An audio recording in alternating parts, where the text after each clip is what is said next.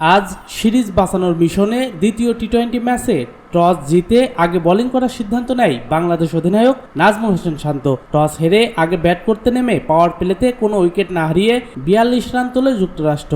Opening জুটিতে 40 বলে 44 রানের partnership করে টেইলর ও পাটেল। টেইলর করেন 28 বলে 31 রান, পাটেল করেন 38 বলে 42 রান। তবে 0 রানে ফিরেন অ্যান্ড্রিস।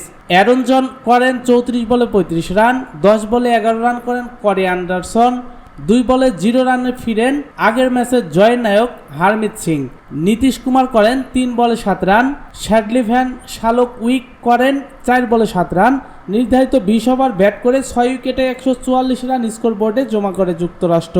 বাংলাদেশের হয়ে 2টি করে উইকেট নেন মুস্তাফিজ, রিশাদ হোসেন ও শরীফুল ইসলাম। 145 রানের টার্গেটে ব্যাট করতে নেমে শুরুতেই উইকেট হারায় বাংলাদেশ।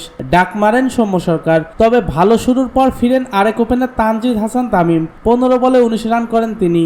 এরপর ওয়ানডে স্টাইলে ব্যাট করে 34 বলে 36 রান করে রান আউট হন অধিনায়ক শান্ত। 21 বলে 25 রান করেন তাওহিদ হৃদয়। 4 বলে 3 রান করে বিদায় নেন মাহমুদুল্লাহ রিয়াদ। 5 বলে 4 রান করে বিদায় নেন জাকের আলী অনিক। 23 বলে 30 রান করেন সাকিব আল হাসান। শেষ পর্যন্ত 138 রানে অল আউট বাংলাদেশ। ফলে 6 রানের জয় তুলে নিল যুক্তরাষ্ট্র। 2-0-তে সিরিজ হারল বাংলাদেশ।